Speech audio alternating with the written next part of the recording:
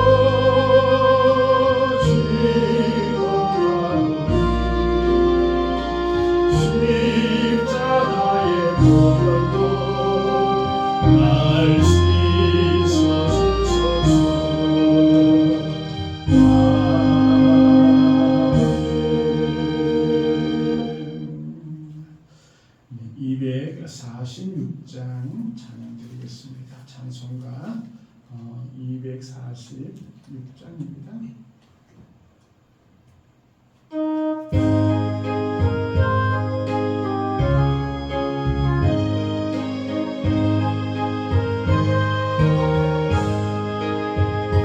나 가난한 땅 귀한 성에 들어가려고 내 무거운 짐 벗어버렸네. 죄 중에 다시 방황할 일 전혀 없으니 저 생명 시냇가에 살겠네. 귀 살겠네. 나 귀 살겠네. 저 생명 시냇가에 살겠네. 귀 살겠네. 나 귀 살겠네. 저 생명 시냇가에 살겠네.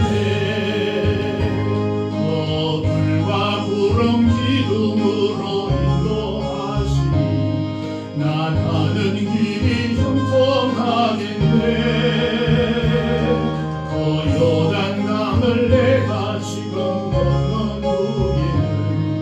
저 생명신의 가에 살겠네. 귀 살겠네. 나귀 살겠네. 저 생명신의 가에 살겠네. 귀 살겠네. 나귀 살겠네. 저 생명신의 가에 살겠네. 내 주인 영원 만나로서 보여주신 그 양식 내게 생명 되겠네. 이후로 생명 양식 주와 함께 먹으며 저 생명신의 가에 살겠네. 기 살겠네. 나기 살겠네. 저 생명신의 가에 살겠네. 기 살겠네. 나기 살겠네. 저 생명신의 가에 살겠네. 아멘. 찬송가 257장 찬양드리겠습니다. 찬송가 257장입니다. 찬송 257장입니다.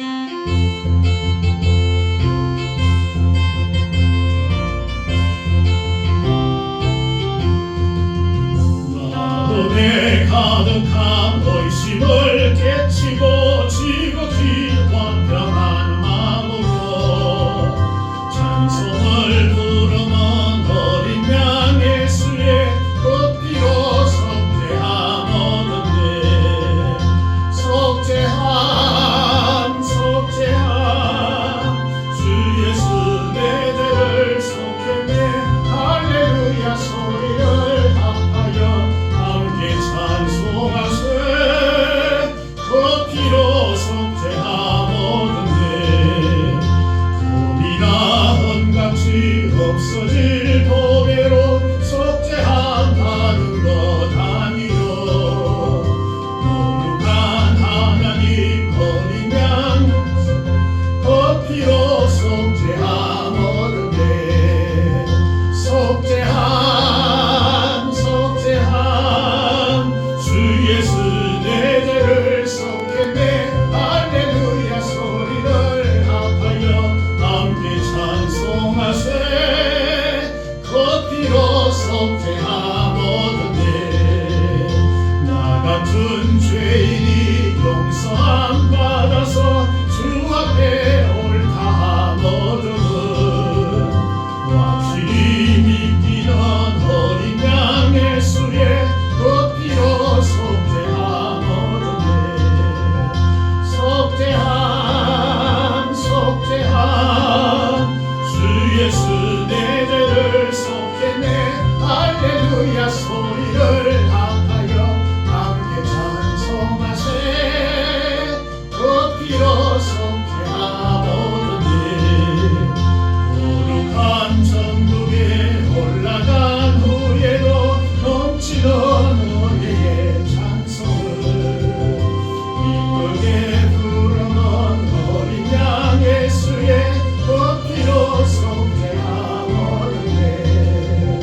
속죄함 속죄함 주 예수 내 죄를 속했네. 할렐루야 소리를 합하여 함께 찬송하세. 그 피로 속죄함 얻었네. 거룩함. 아멘. 우리 이 시간 마음을 모아서 우리 하나님께 예배드리겠습니다. 우리 다 같이 기도드리겠습니다.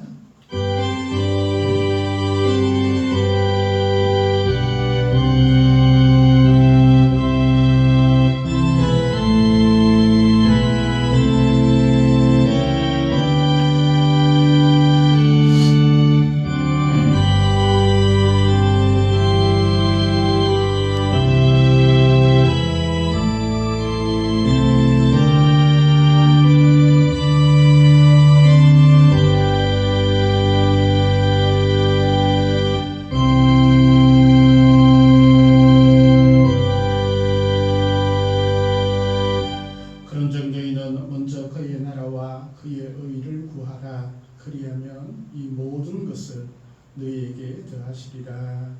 은혜의 주 아버지 하나님 감사합니다. 먼저 그의 나라와 그의 의를 구하는 백성들을 삼아주심을 감사합니다. 이 시간 온전히 주 앞에 나아가는 모든 심령들마다 주님께서 하늘의 평강과 하늘의 기쁨과 은혜를 허락하여 주시고 이 땅의 모든 삶이 주님과 함께함을 통하여서 승리하며 또한 기쁨의 삶을 살아갈 수 있도록 하나님 도와주시옵소서. 특별히 우리의 죄악들을 용서하여 주시고 오직 주님의 은혜로 살아가는 저희들 되어지게 하여 주옵소서. 이 시간 주의 성령께서 함께하여 주시고 예배는 모든 심령 가운데 역사하여 주시옵소서. 감사드리며 예수님 이름으로 기도드립니다. 아멘. 찬송 29장 찬양 드리겠습니다. 찬송가 29장입니다.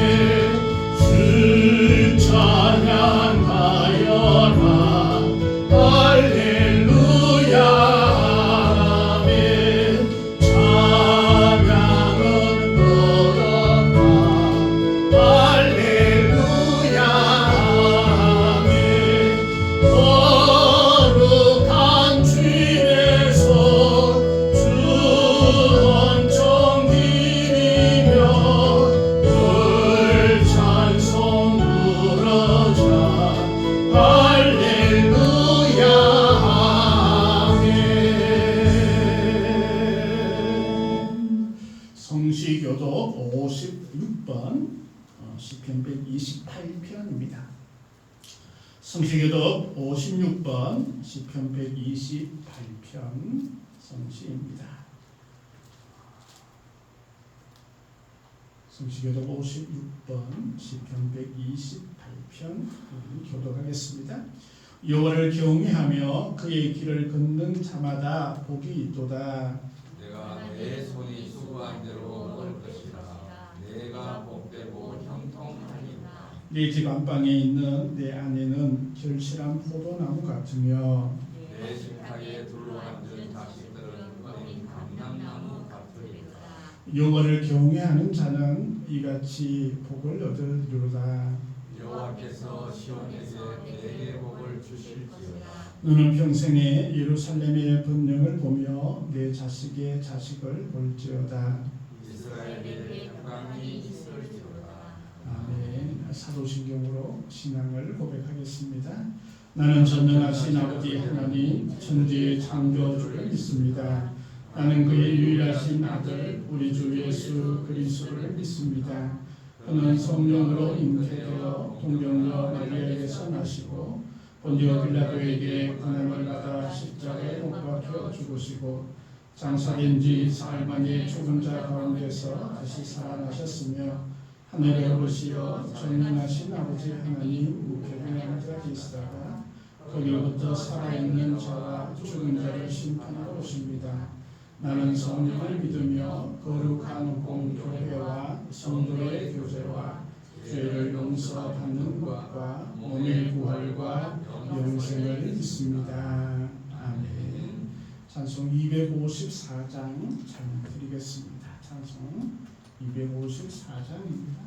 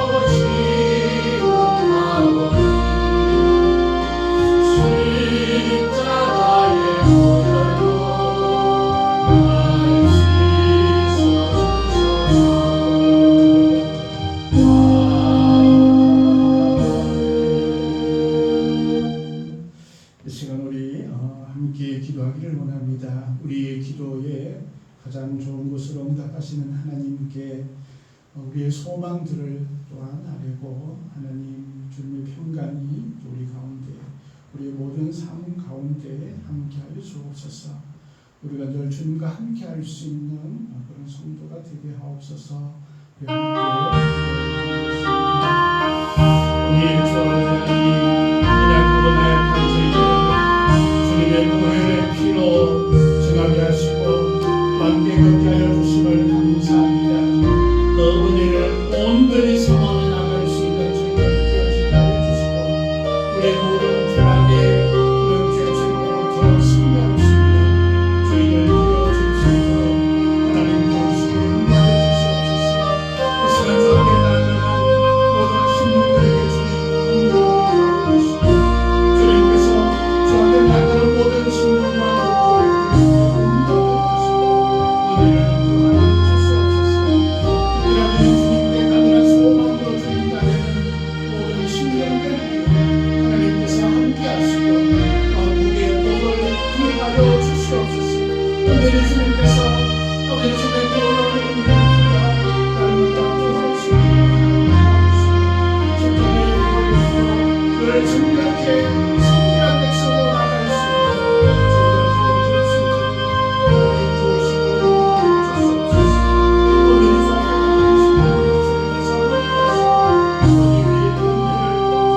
주시옵소서. 귀한 시민과 담대한 소망 위에 우리를 더하여 주시옵소서. 이 시간 아버지 하나님 앞에 예배하는 신령과 주께서 함께하시고 우리의 예배를 주님께서 받아주시고 우리 교회 위에 하나님께서 은혜를 더하여 주셔서 날마다 후원을 더하여 주시고 아버지 하나님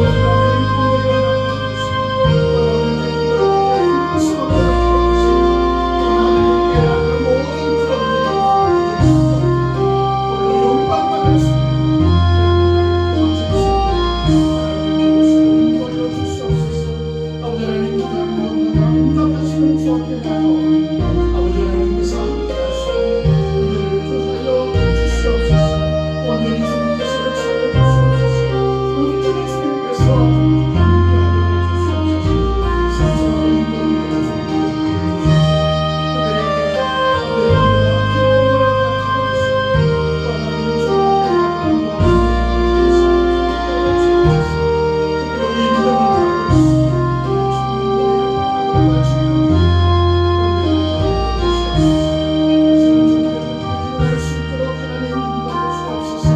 하나님께서 함께하시고 우리 위에 은혜를 더하여 주옵소서.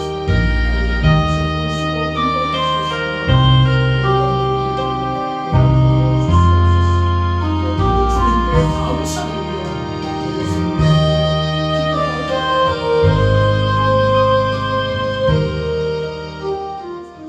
주님 앞에 나아가는 모든 심령들을 하나님께서 기쁘게 받으시고 또한 함께하여 주시옵소서. 모든 기도에 응답하여 주시되 가장 좋은 것으로 주님 허락하여 주시옵소서. 주의 성령께서 함께하여 주옵소서. 감사드리며 예수님 이름으로 기도합니다.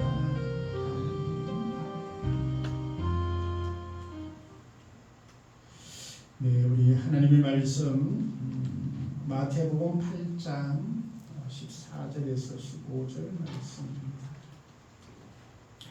마태복음 8장 14절 15절 말씀 신약성경 11면입니다. 제가 봉독해 드리겠습니다. 예수께서 베드로의 집에 들어가사 그의 장모가 열병으로 앓아 누운 것을 보시고 그의 손을 만지시니 열병이 떠나가고 여인이 일어나 예수께 수종들더라. 아멘. 우리 한 부분 더 말씀 보겠습니다. 누가복음 4장입니다. 누가복음 4장 38절 39절의 말씀입니다. 신약 95년입니다. 누가복음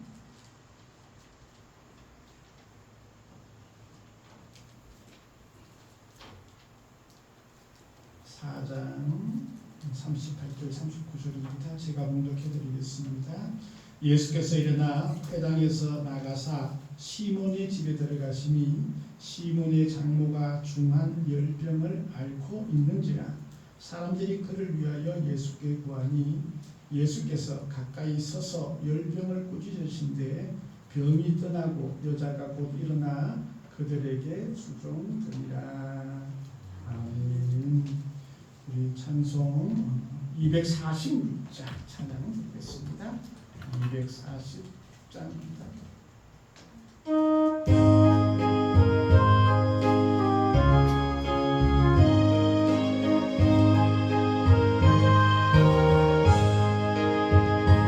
나 가나안 땅 귀한 성에 들어가려고 내 무거운 짐 벗어버렸네. 죄 중에 다시 방황할 일 전혀 없으니 저 생명 시내가에 살겠네. 귀 살겠네. 나 귀 살겠네. 저 생명 시내가에 살겠네. 귀 살겠네.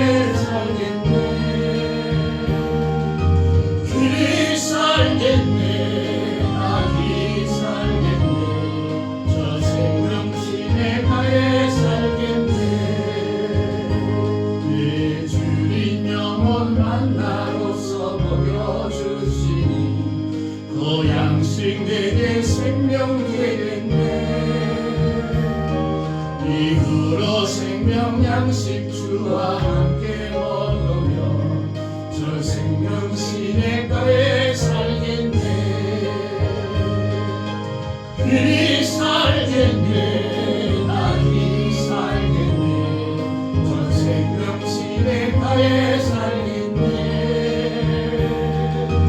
이 살겠네 나이 살겠네 저 생명시대가에 살겠네. 하나님 감사합니다. 이 시간 주의 말씀 가운데 은혜를 다하여 주시고 또 우리가 말씀을 깨닫고 우리의 삶이 더욱더 주님과 함께 할 수 있도록 하나님 도와주옵소서. 감사드리며 예수님 이름으로 기도하옵나이다. 아멘. 할렐루야. 편안하셨습니까? 네, 날씨가 시원해져서 너무나 좋습니다.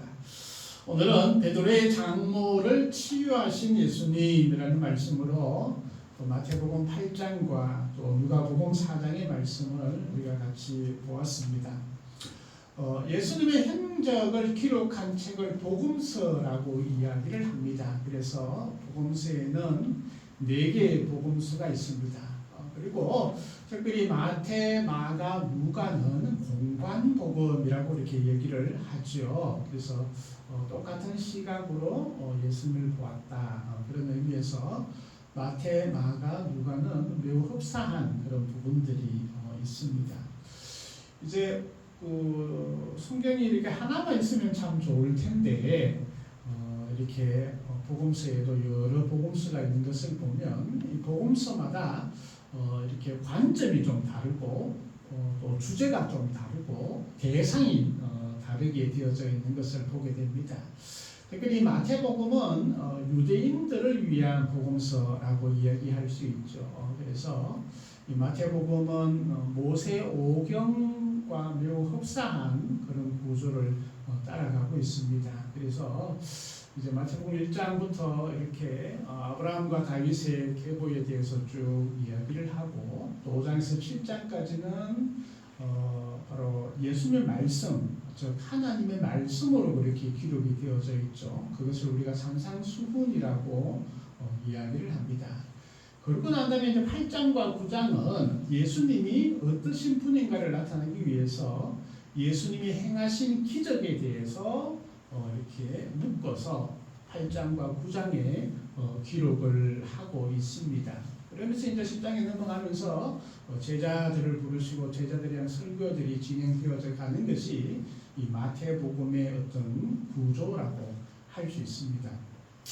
그러면서 이 오늘에 읽었던 이 본문의 말씀은 바로 베드로의 장모를 고쳐주신 그런 사건을 기록을 하고 있는데 이 사건은 바로 마태복음과 마가복음과 누가복음에 다 기록이 되어져 있습니다. 요 짧은 그런 기적에 행한 그런 일들이지만 이렇게 모든 복음서에 공관복음서에 기록이 되어져 있다라는 것은 매우 의미가 있고 또 매우 중요하게 여기고 있다라는 것을 우리가 알 수 있습니다.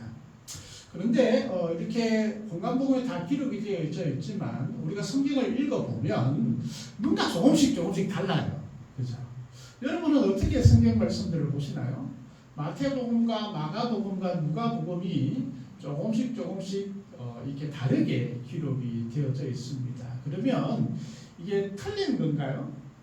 아니죠. 이제 보는 관점에 따라서 어느 부분들을 더 크게 보았느냐 하는 그런 부분들이 있기 때문에 마태와 마가와 누가가 좀 더 기록하는 그런 글자 수나 또 형식이 이렇게 조금 더 달라지게 되는 것을 보게 됩니다.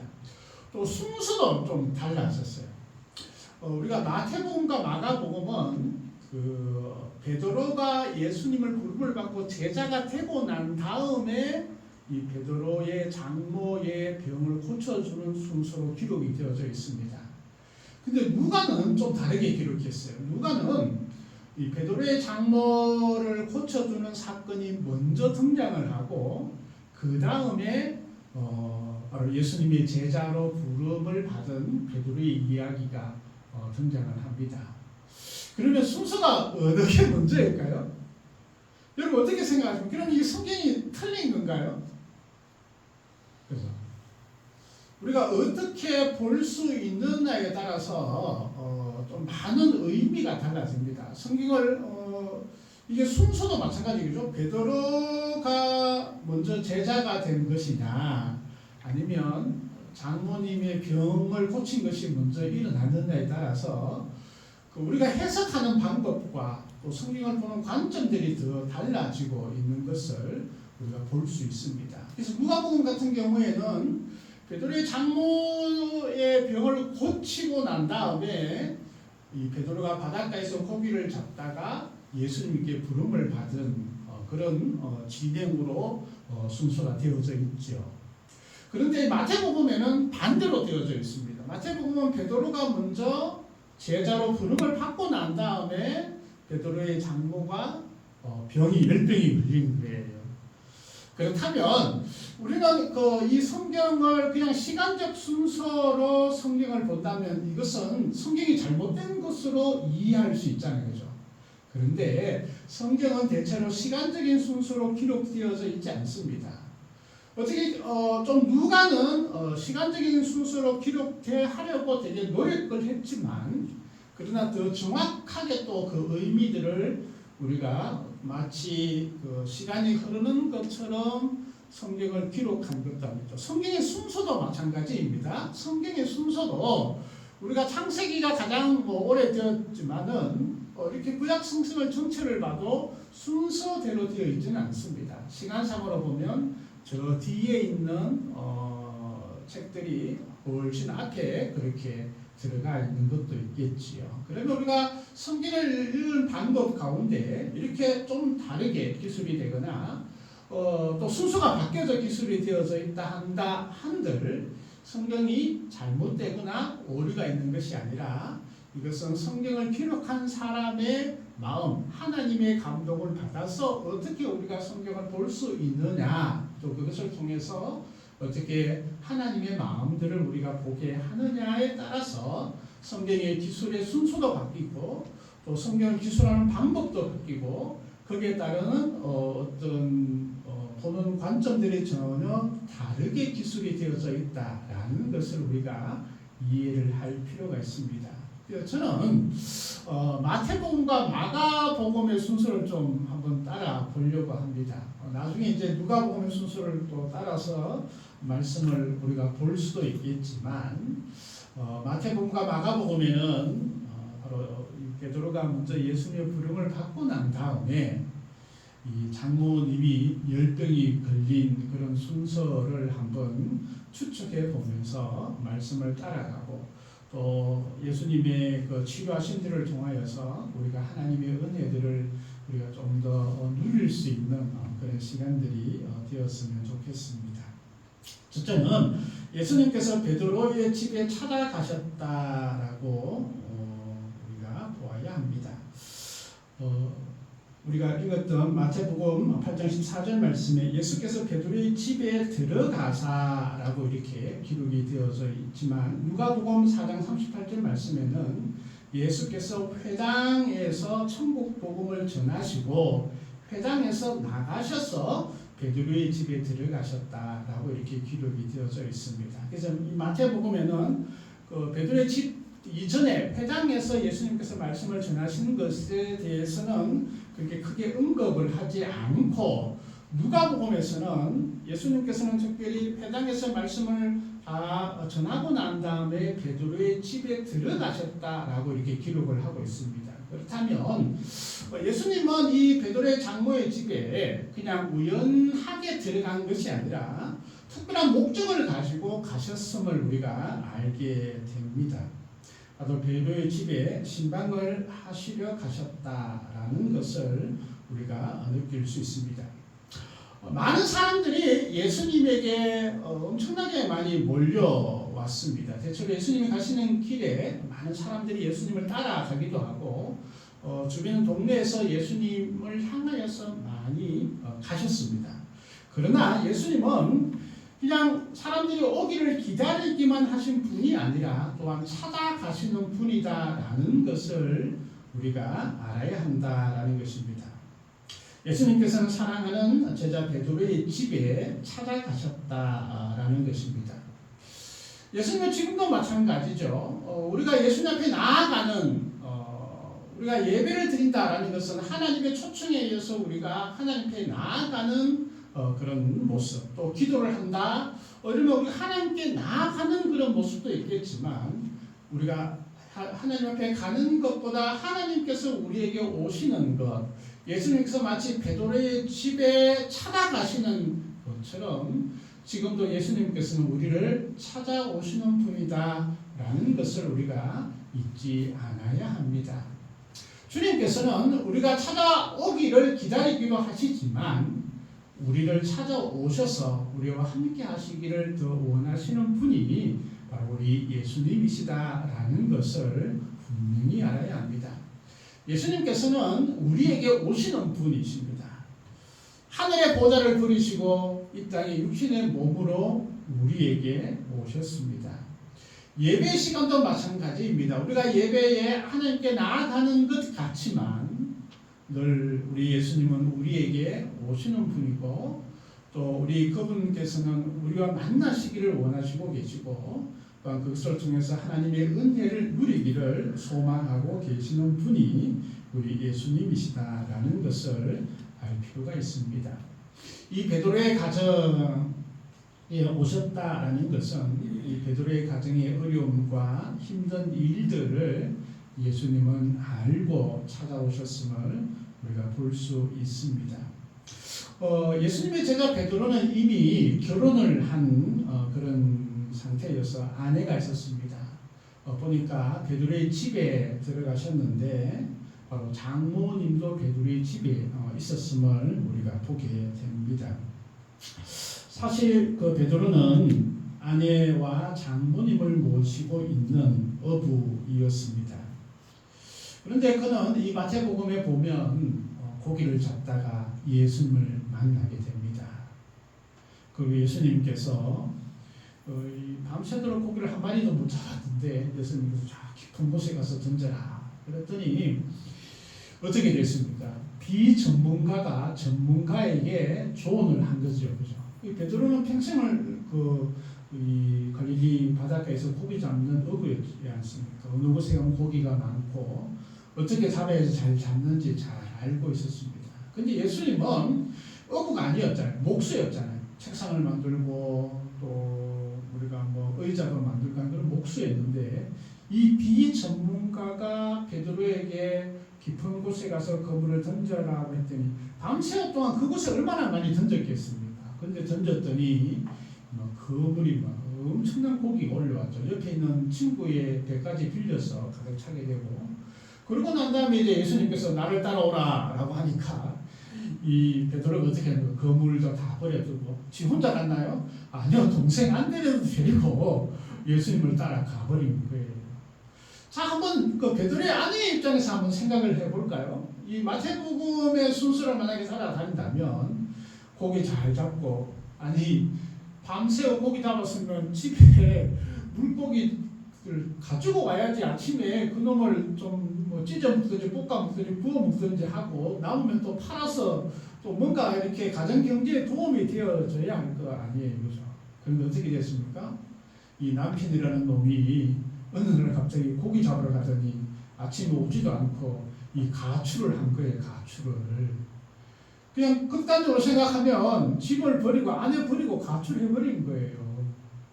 그 예수님 따라다니면서 복음을 전한다라고 하면서 온 동네 사방에 막 돌아다니죠. 또 뿐만 아니라 동생도 데리고 다니죠. 또 친구 요한도 데리고 그냥 예수님 따라가 버렸으니 이게 보통 일이 아닌 거예요. 그러면 아내의 마음은 아마 속이 터져나갈 거예요, 아마.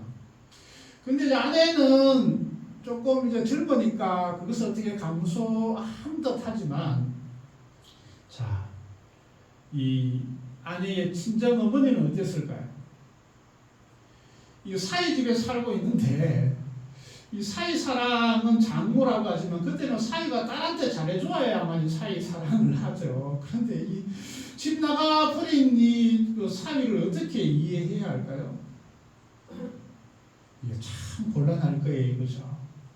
뿐만 아니라 이 동네 사람들도 이 동네 나가면 수근수근 하는 거예요. 아니 그 고기 잘 잡던 그 자네 사위 그 베드로 있잖아. 요즘 그 이상한 사람 따라다닌다며. 그 동생도 같이 따라다닌다며. 그뿐만 아니고 그 친구가 누구야? 그 요한 맞아. 그것도 또 다 같이 그 다니다가 막 이상하게 소문도 나고 수군거리고 하니까 이 장모의 입장에서는 막 우리 속된 말로 천불이 날 지경일 거예요, 그죠? 아니 집에 그 고기 잡았으면 집에 이렇게 고기도 가져오고 시장에 팔고 돈도 좀 가져와야지 우리가 먹고 살 텐데 아내는 그냥 한숨만 쉬고 있을 이 장모가 이게 얼마나 많은 스트레스를 받겠습니까? 화병이 날 거예요, 그죠? 이 스트레스는 10,000병의 근원이라고 그래요. 10병이 아마 10번도 충분히 날 만한 그런 상황인 것 같아요. 누가복음에 보면 이렇게 중한 열병을 앓고 있는지라라고 이렇게 표현을 하고 있는 것을 보면 이미 오랜 시간 동안 열병을 앓고 있는 거예요. 열이 풀풀 나고 있는 정확하게 이 병이 무슨 병인지는 모르겠지만 몸살일 수도 있겠고 아니면 다른 질병일 수도 있겠고 때로는 뭐 하여튼 몸이 이렇게 자유롭지 못하는 큰 병 가운데 있었음을 우리가 보게 됩니다. 그렇다면 이 아내와 장모의 심정은 아마 모든 화살이 어디가 있을까요? 자기 남편에게 가 있기도 하지만 남편을 데리고 간 그 사람 이름이 뭐라고요? 예수. 그 예수를 향한 원망이 얼마나 컸을까 하는 생각도 한번 해보게 됩니다. 이 마태복음과 마가복음의 순서를 따른다면 이 장모의 열병의 원인의 출발점은 예수님이 될 가능성이 많은 거예요. 물론 누가복음의 관점은 좀 다릅니다. 누가복음의 관점은 반대이겠지만 이 마태복음과 마가복음의 관점은 이 장모의 열병의 원인은 출발점은 물론 예수님이 될 가능성이 많이 있습니다. 그 가정에 어려움이 있습니다. 남편 베드로가 예수님을 따라다니니까 가정의 경제도 어려움이 있습니다. 참 친정 어머니는 아파 들어누워 있는 그 상태의 아내의 마음은 어떻겠습니까? 참 심히 애달프고 참 힘든 그런 상황이었을 것입니다. 자, 그럴 때 예수님이 나는 모른다. 너는 알아서 해라. 이렇게 하지 않으셨다는 거예요. 예수님은 회당에서 말씀을 전하고 난 다음에 그 가정의 어려움을 알고 계셨고 그 상황을 충분히 인지하고 계셨고 그렇기 때문에 그 베드로의 집에 찾아서 가셨음을 우리가 보게 됩니다. 우리 예수님은 이 베드로의 가정에 있는 어려움들을 알고 계셨습니다.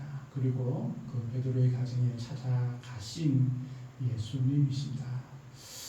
그렇습니다. 우리 예수님은 베드로의 가정뿐만 아니라 우리 모든 가정 가운데 어려움과 힘든 일들을 알고 계십니다. 가정마다 그 상황과 처지가 다 다르잖아요, 그렇죠? 그 또 아픔의 종류도 다 다르게 되어져 있습니다. 예수님께서는 그것을 알고 계시고 또한 그것을 위해서 또 해결해 주시는 분이 우리 예수님이시다라는 것입니다. 예수님께서는 그들에게 치유와 은혜를 주시기 위해서 해결해 주시려고 찾아오신 분이십니다. 지금도 우리 예수님은 예배드리는 우리에게 찾아오셔서 우리의 아픔과 또 우리의 형편을 헤아리시고 또 치료하여 주시는 분인 줄 우리가 믿습니다. 그 집에 들어갔더니 두 번째는 바로 베드로의 장모를 고쳐달라고 간구하고 있는 사람들이 있었습니다. 마태복음에는 그 장면이 드러나지 않는데 누가복음에 보면 이 4장 38절 말씀에 보니까 어떻게 기록을 하고 있냐면 누가복음 4장 38절에 보니까 예수께서 회당에 나가사 시몬의 집에 들어가시니 시몬의 장모가 중한 영일병을 앓고 있는지라 사람들이 그를 위하여 예수께 구하니라고 이야기를 하고 있습니다. 예수님께서는 그 장모가 열병을 앓고 마음에 심한 고통이 있다라는 것을 알고 있었습니다. 그럼에도 많은 사람들은 예수님을 향해서 예수께 구하였다라고 말하고 있습니다. 예수님에게 기도했다라고 우리가 표현할 수 있겠죠. 우리가 기도하는 것도 마찬가지입니다. 예수님께서 우리의 형편과 처지와 우리가 간구할 바와 소망과 소원들을 알고 계심에도 불구하고 예수님께서는 우리가 기도하기를 원하고 계신다라는 사실을 우리가 잊으면 안 된다라는 것이죠.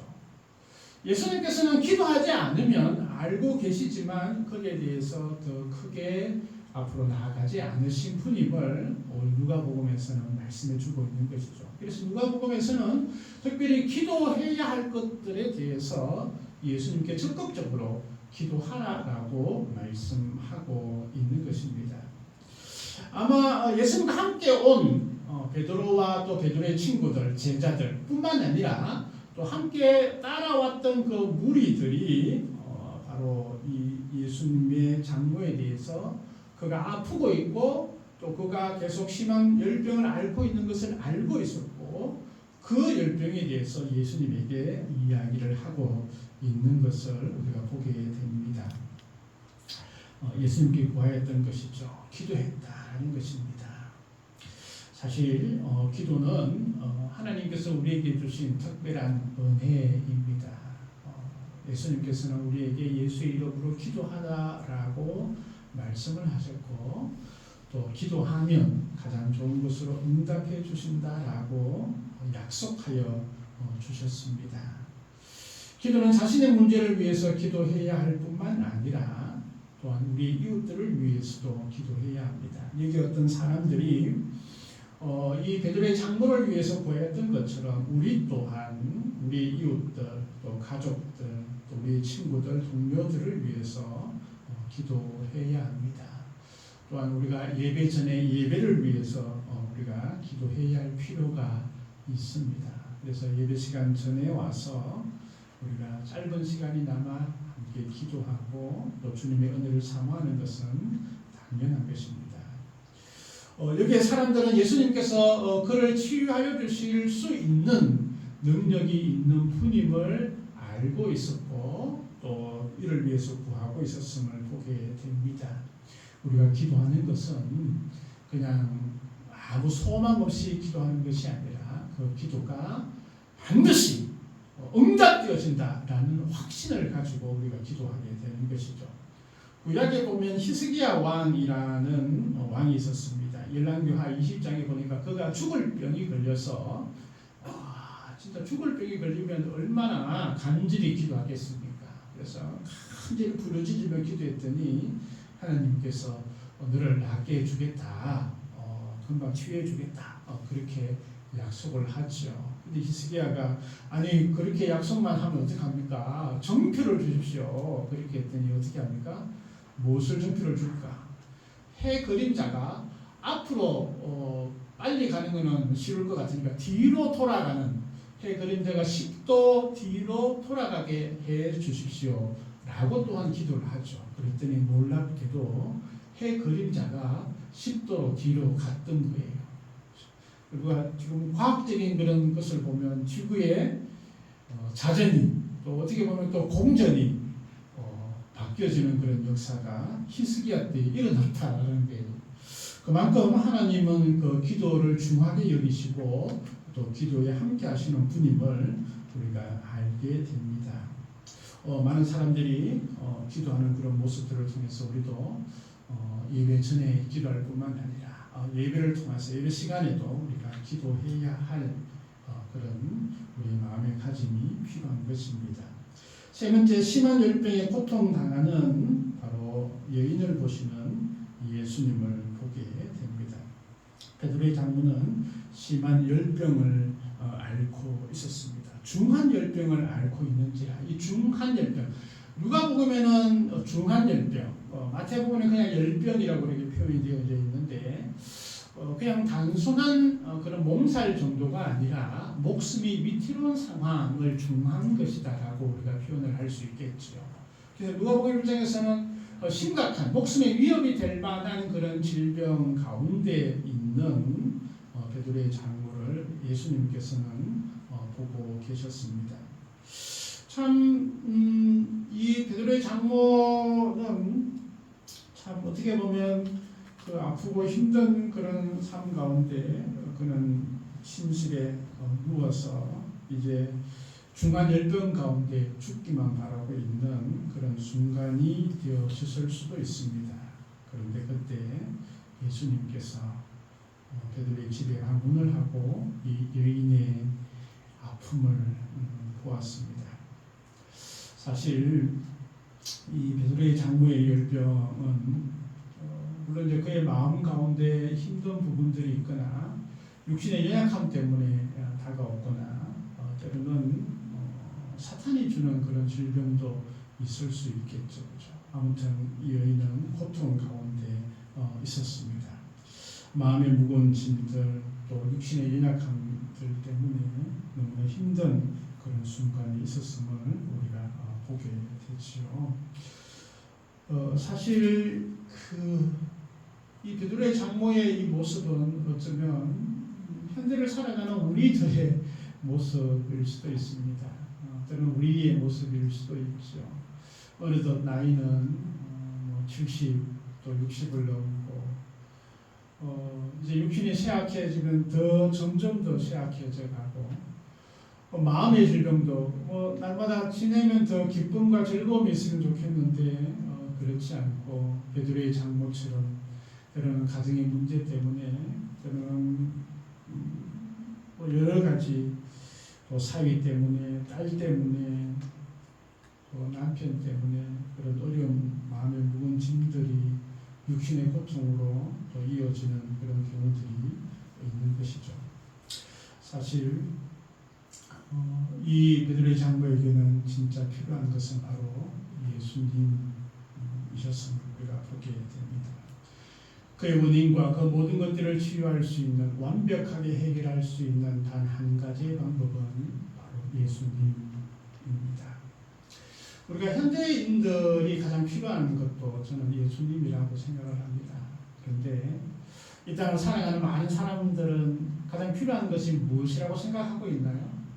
예수님은 아마 392번째쯤 되지 않을까 그런 생각이 되어집니다.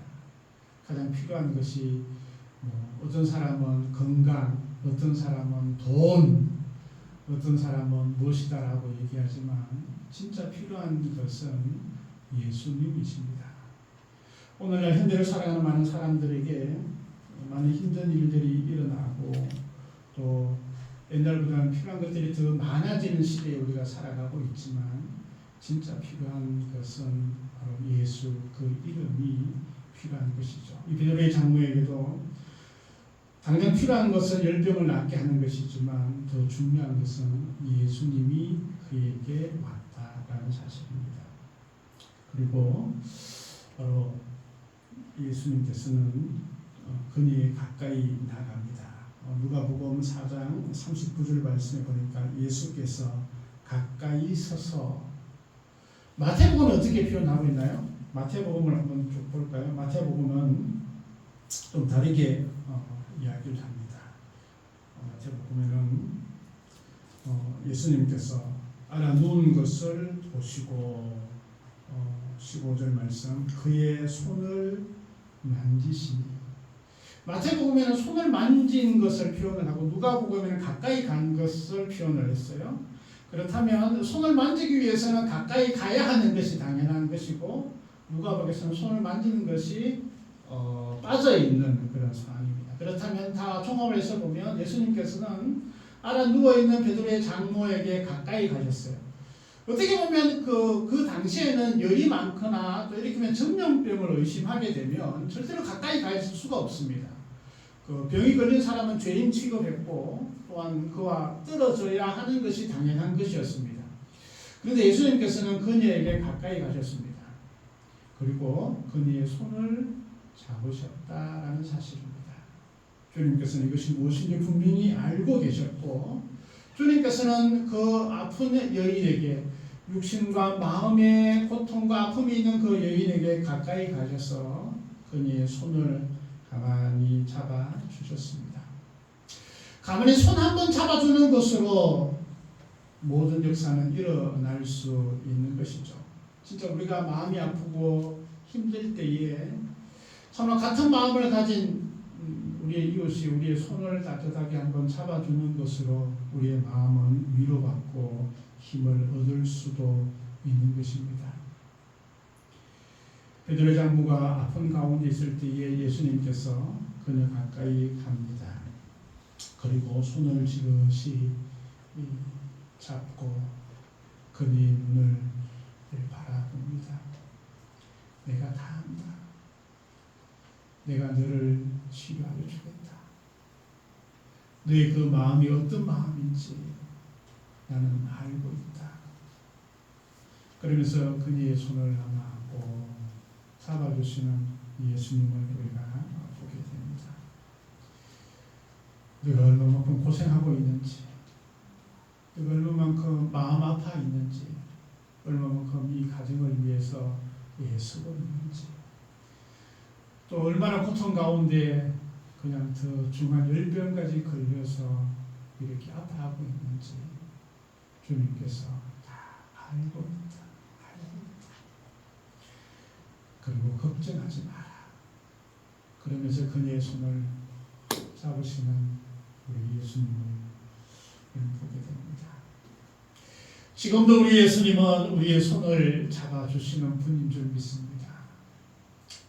우리를 바라보시면서 우리가 힘들고 어려운 그 모든 상황들을 우리 주님께서 다 알고 있다.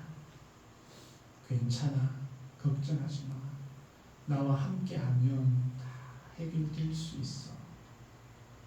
주님께서는 그녀의 손을 꼭 잡으시고, 그리고 예수님께서는 열병을 꾸짖어서 그 여인을 치료하여 주셨습니다.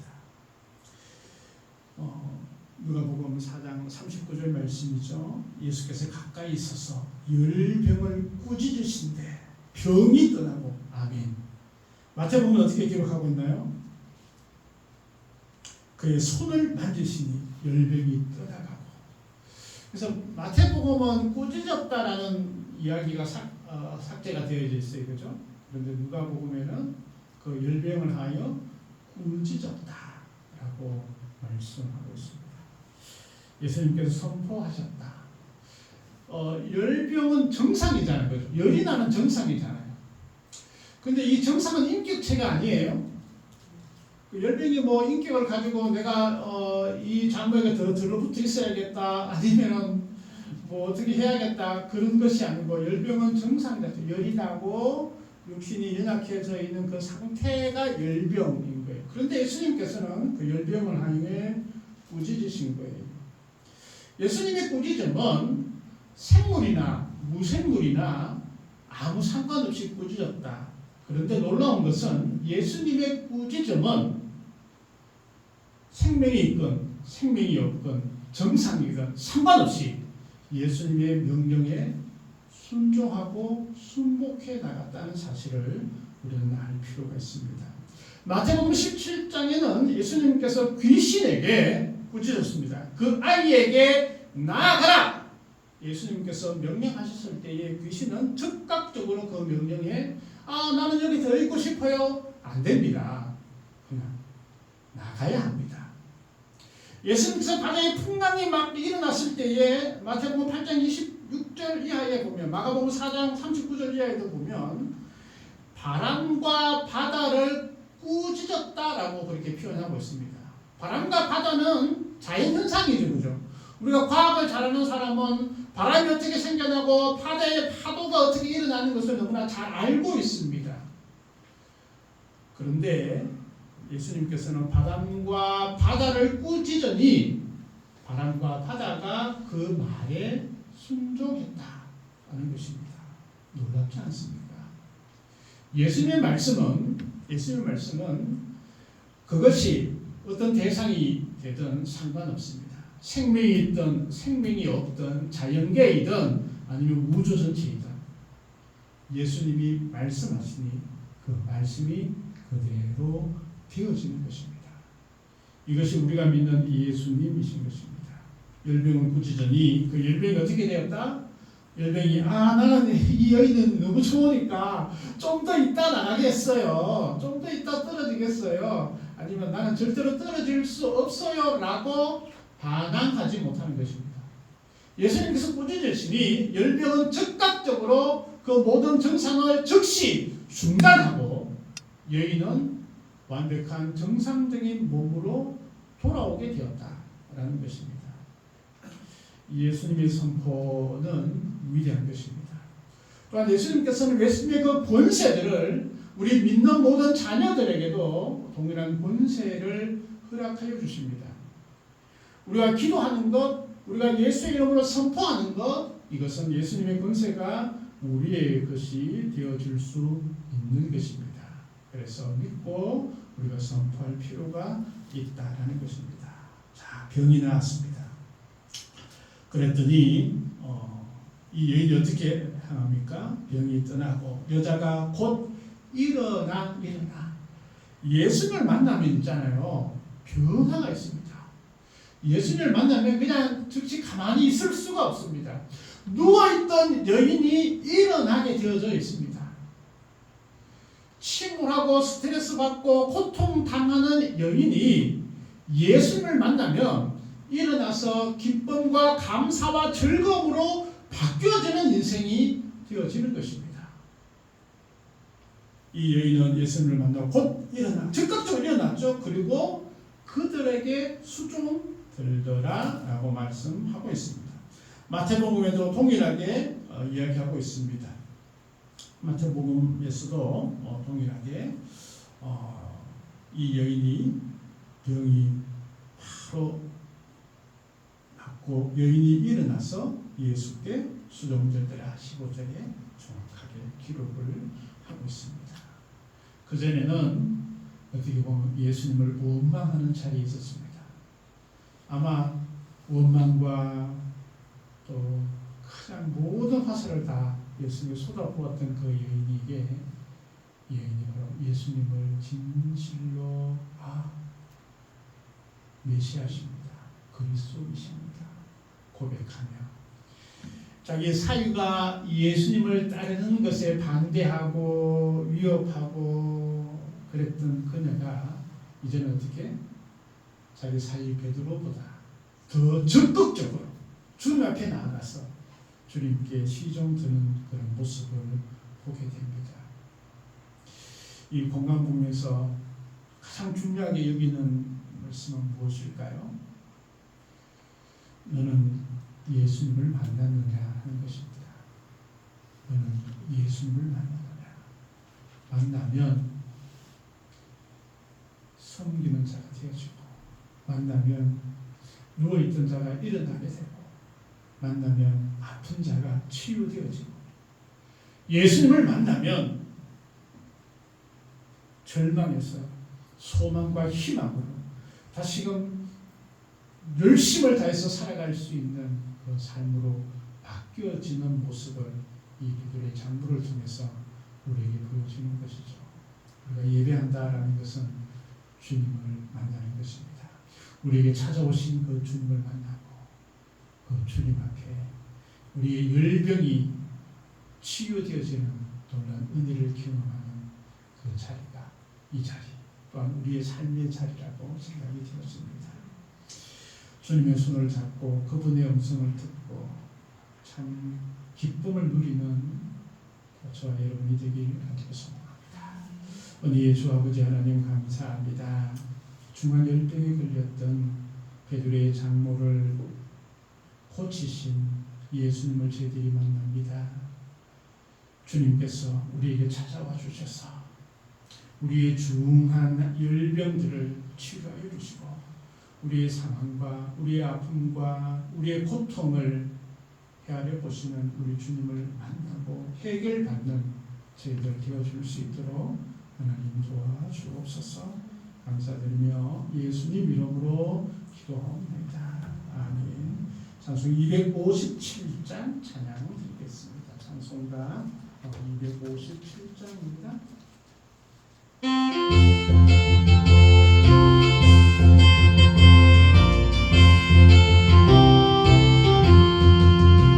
마음에 가득한 hol심을 깨치고 지극히 화평한 마음으로 찬송을 부르면 어린 양 예수의 그 피로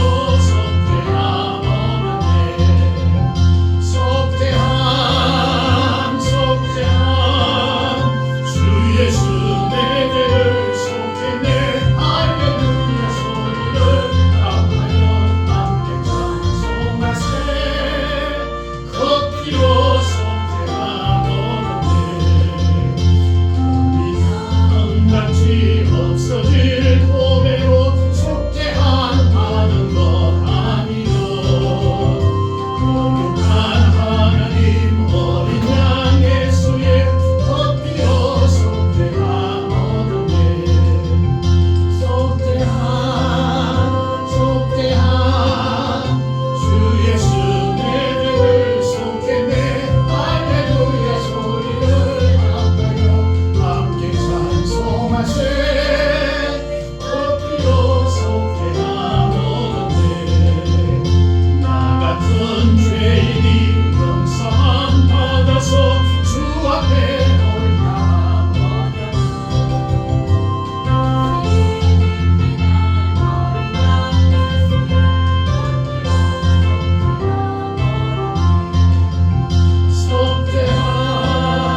속죄함 주 예수 내 죄를 속했네 할렐루야 소리를 합하여 함께 찬송하세 그 피로 속죄하오네 거룩한 천국에 올라간 후에도 넘치는 은혜의 찬송을 기쁘게 부르는 어린 양 예수의 그 피로 속죄하오네 속죄함 주 예수 내 죄를 속했네 할렐루야 소리를 합하여 함께 찬송하세 그 피로 속죄하오네 아멘. 이외 찬양의 모든 성도님 환영하고 축복합니다. 우리 성경 필사 만들기 우리 진행하고 있습니다. 마태복음, 히브리서, 야고보서 하고 있는데 우리가 한 부분씩 이렇게 담당해 주셨으면 좋겠습니다. 그래서 우리가 신약 성경 전체를 또 우리 온 성도가 함께 성경을 필사했으면 좋겠습니다.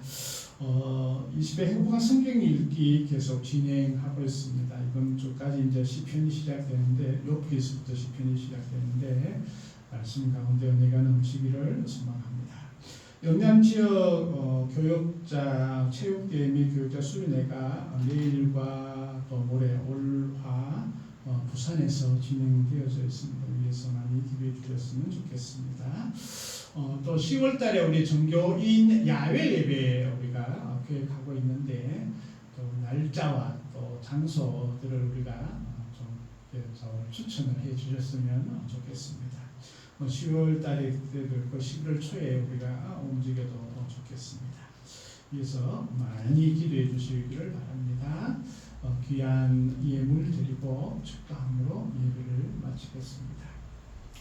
우리 주 아버지 하나님 감사합니다. 귀한 예물 가운데 하나님께서 함께하여 주옵소서. 주님 은혜 감사합니다. 범사에 감사합니다. 귀한 감사의 예물 드리오니 하나님께서 더 큰 은혜와 기쁨을 허락하여 주시옵소서. 생일 감사금도 드립니다. 주님께서 함께하여 주셔서 일생이 주님의 기쁨이 되어줄 수 있도록 하나님 도와주시옵소서. 성경금도 드립니다. 귀한 손길 위에 복의 복을 더하여 주시고 또 복음이 증거되는 곳마다 하나님의 위대한 역사들이 일어날 수 있도록 하나님 인도하여 주옵소서. 주일 헌금도 드립니다. 귀한 손길에 주께서 함께 하시고 또한 기도하는 것마다 응답하여 주시고 또한 모든 삶 가운데 귀한 삶의 열매들로 기쁨을 누릴 수 있도록 하나님 인도하여 주옵소서. 또 마음을 드리고 시간을 드리고 정성을 드리는 모든 이들 가운데 하나님께서 함께하여 주옵소서. 감사드리며 예수님 이름으로 기도드립니다. 아멘. 지금은 우리 주 예수 그리스도의 은혜와 아버지 하나님의 크신 사랑과 성령님의 인도하심이 예수 그리스도를 온전히 만나기를 소망하고 치유받기를 소망하는 모든 이들에게 영원토록 함께 하옵기를 간절히 축원하옵나이다. 아멘.